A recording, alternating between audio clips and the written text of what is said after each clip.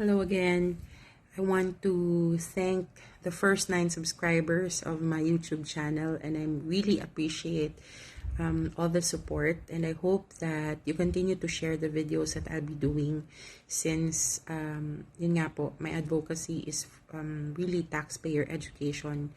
Hindi naman po kasi lahat ng business owners makakapag-afford to engage the services of a professional accountant, and I really hope that I'll be able to help in one way or another make taxpayers understand, and para naman po makatulong tayo sa government in any way we can in increasing the collection of taxes for as long as based on experience naman po, for as long as the taxpayers appreciate and understand kung ano po yung obligations nila as well as their rights. Magbabayad naman po at magbabayad talaga ng taxes nila to help the country. My topic for today is about substantiation.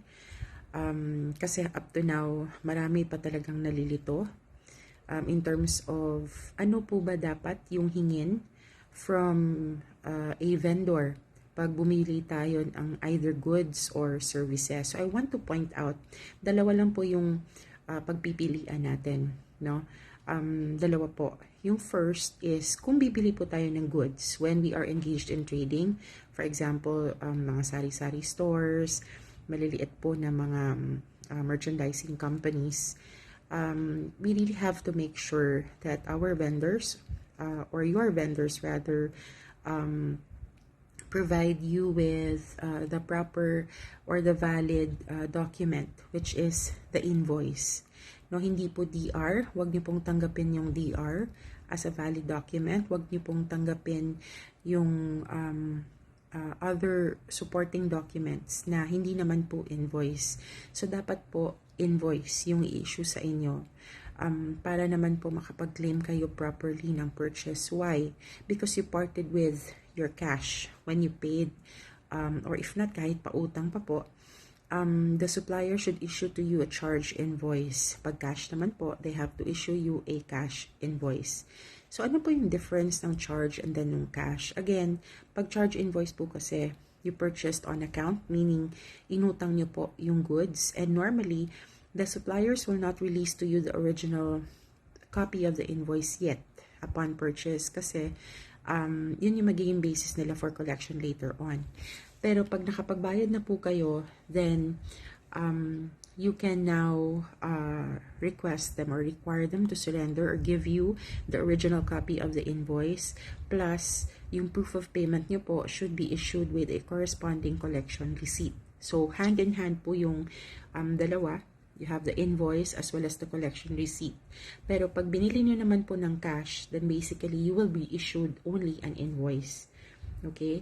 The next one would be kung nag-purchase po kayo ng service. So when you purchased a service, normally po ay binibill po kayo. Like for example, Smart or telecommunications company or utility companies for that matter. Di ba po?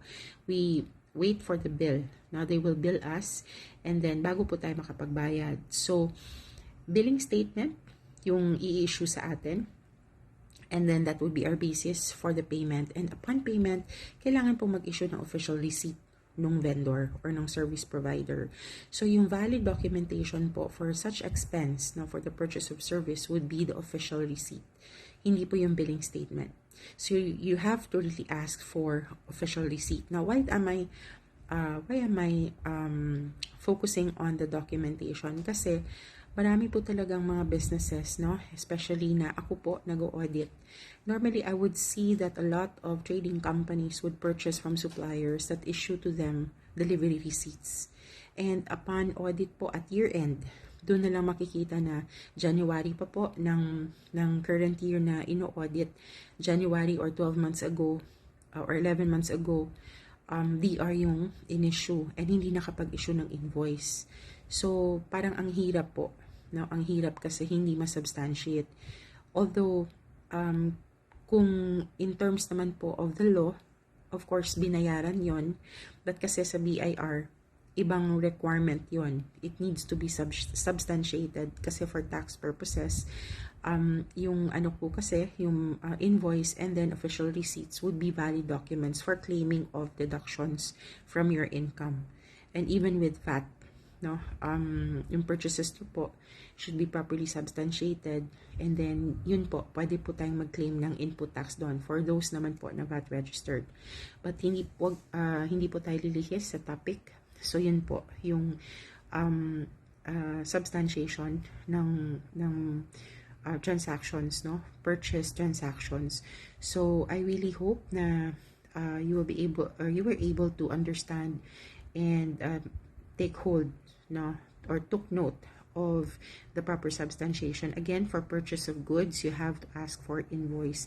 For purchase of services, you have to ask for official receipt. And lastly po, lahat po, invoice man yan or official receipt, should bear the name po, your name as the payor.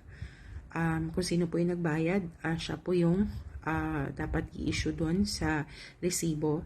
Kasama po yung TIN, and then yung address, and then yung trade name or business style. In my next video, I'll be discussing further ano po yung pagkakaiba ng registered name sa business style. Kasi very, very important po, no, for purposes of reconciliation dun sa supplier and dun sa purchaser, kailangan po mag-reconcile yun. Para hindi po mahirapan, kasi TIN-based po yung CBIR, we definitely need to use the particular names in the reporting or in our reporting to BIR. So I hope this helped again made you understand the importance of substantiation. When we say substantiation, documentation, yung valid po na documents for all of your purchases. Salamat po.